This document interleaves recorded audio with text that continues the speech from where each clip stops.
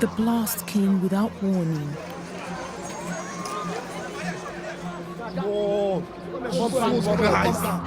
Leveling buildings, setting cars on fire, and shattering the glass in windows more than a mile away. Please, we need assistance. In an instant, 100,000 square meters of Lagos, schools, homes, businesses were destroyed. No wonder people thought this was a bomb. What is happening to this country? Huh? When the blast went off on the morning of Sunday, March 15th, almost 300 children were gathering for morning mass at Bethlehem Girls' College, just across the road. The next second, the school was gone.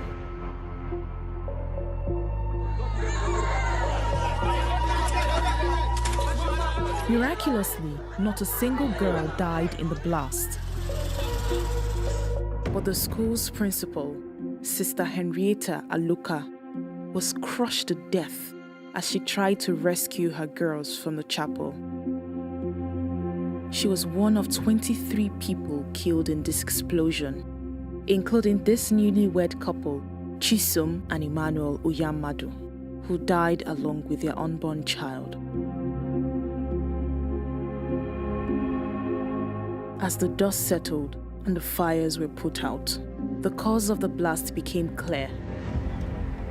This was not a bomb. It was an explosion on a pipeline operated by the Nigerian National Petroleum Corporation, or NNPC, the country's state-owned oil firm. And the NNPC was quick to shift the blame onto others. It is very obvious that this explosion is caused by excessive gas exposed to this location from works of gas handling companies. The blast, they told the press, was caused by a truck that hit some gas cylinders stacked near the pipeline. It's a story that absolves the NNPC of responsibility. A story that turns this blast into a tragic, unforeseeable accident. But is this story true?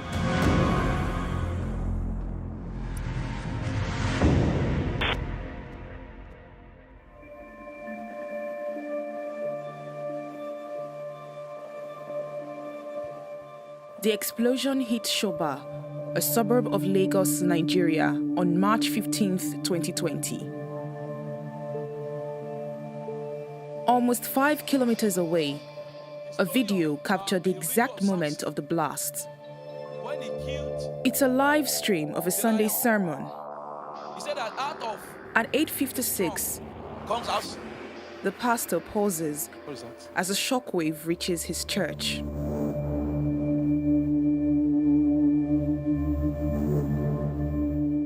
Amarachi and Komso, both 13, were also at church when the blast hit.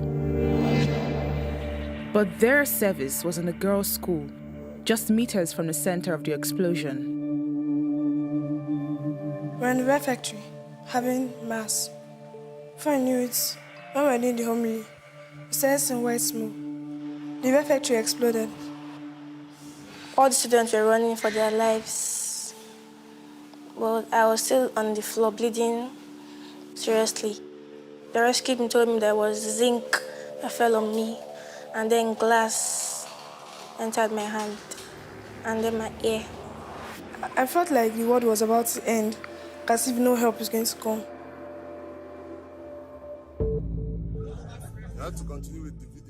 In the minutes that followed, everyone with a mobile phone began filming. But BBC Africa Eye found one video that was shot in the moments before the explosion.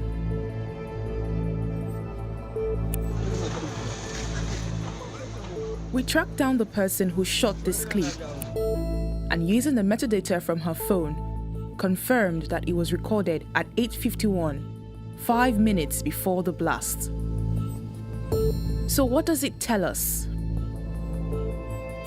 First, it shows that before anything had ignited, there was a major leak of vaporized liquid coming from a single source.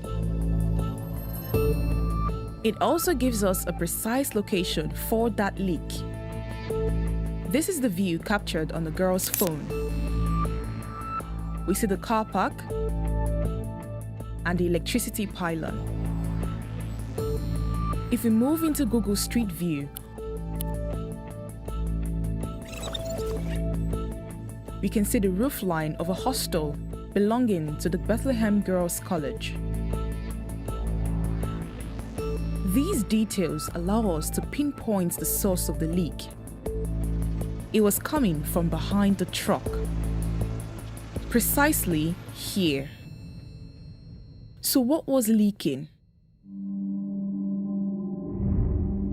The NNPC's explanation was that the truck collided with gas cylinders stored at a gas processing plant located near their pipeline.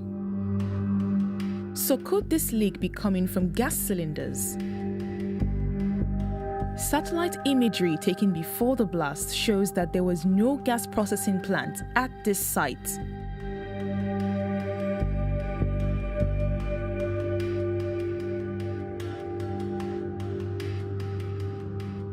And this drone footage, shot less than 48 hours before the explosion, confirms that no gas cylinders were stored here.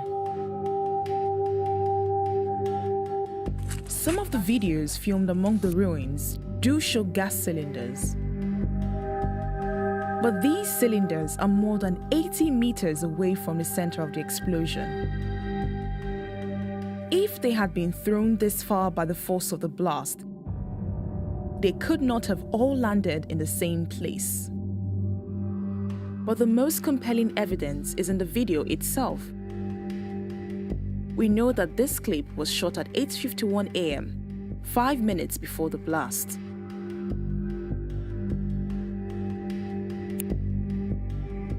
No gas cylinder can contain enough fuel to sustain a leak at this volume and pressure for so long. We consulted 3 specialist engineers, experts in liquid petroleum gas, in petroleum pipeline safety, and in explosion analysis.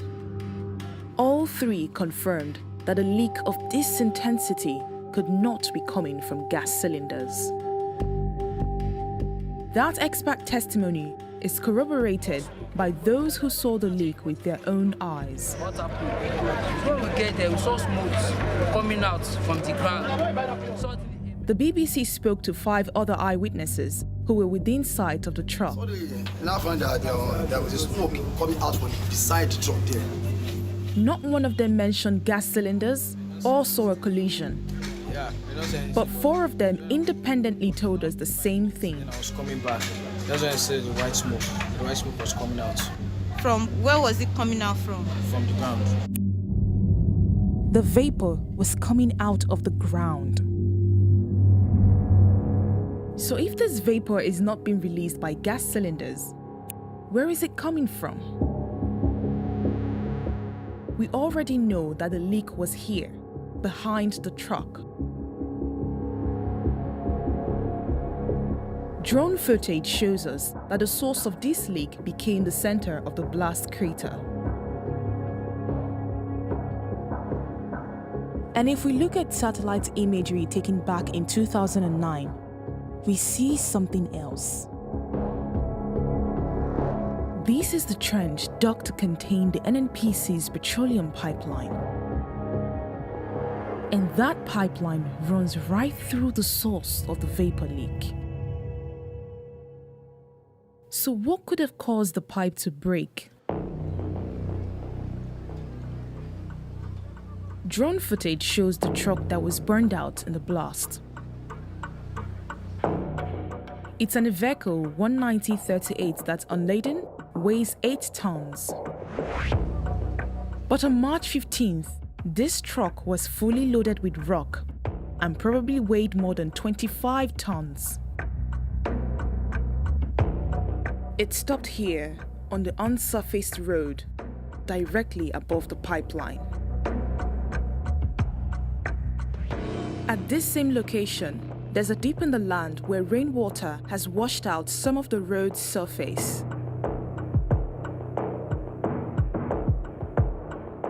And in the days before the blast, it rained enough to soak this area, softening the eroded soil on which a 25-ton truck was about to stop.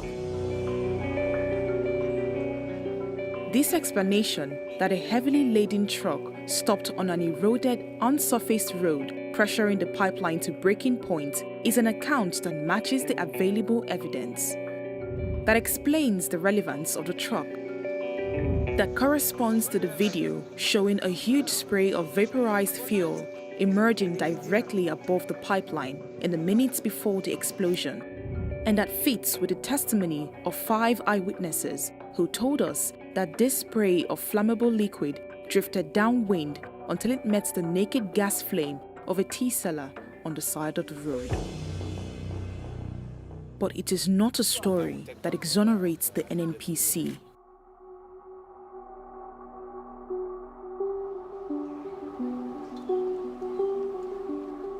Responsibility can sometimes be hard to pin down, but not in this case. This is the webpage of the Nigerian Pipelines and Storage Company, NPSC, a subsidiary of the NNPC. It says in black and white that the maintenance and integrity of petroleum pipelines is the sole responsibility of NPSC. If we dig deeper, we find this. Industry regulations require the NNPC to protect the pipeline from washouts and from it being subjected to abnormal loads.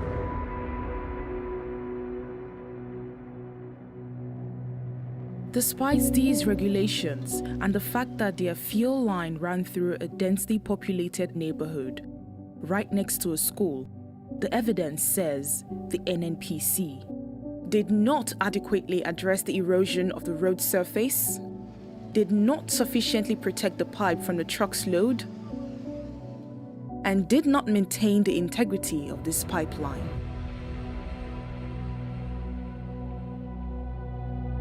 And this tragedy is not a one-off.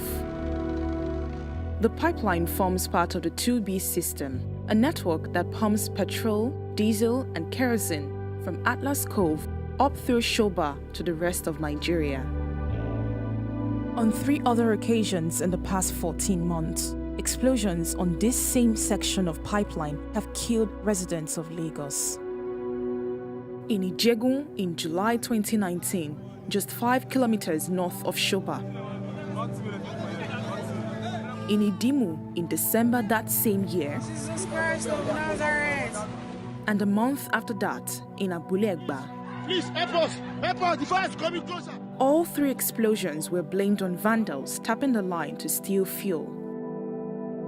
But whatever the cause, these incidents exposed at appalling cost the risks that this pipeline carries into so many neighborhoods of the city. It can be lethal. And long before the explosion at Shoba, the NNPC knew that. Dr. Ambisisi Ambituni, a Nigerian engineer and academic, has been warning about the danger for years. What is happening to the operator? How is it so difficult for the operator to maintain the safety of those pipelines? If the pipeline was maintained and the integrity of the pipeline is up to standard, then some of those things can be avoided. And this is where NNPC takes a position where, as they did in this particular pipeline explosion, that, well, actually, that is an accident that we could not have avoided. And one of the consequences of taking that kind of position is that you deny yourself of the truth, and therefore you cannot learn from those incidents. We put our findings to the NNPC. They told us NNPC pipelines are strictly compliant with safety and regulatory guidelines. They denied the pipeline was inadequately protected and said there was no leakage prior to the explosion.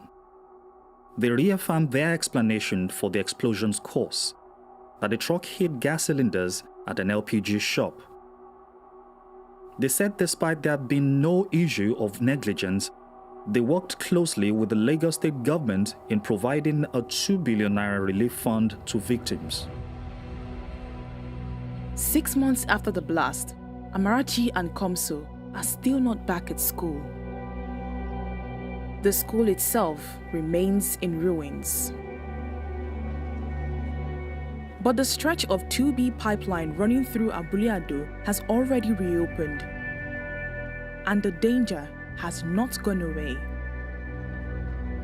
The pipelines that NNPC own is killing Nigerians.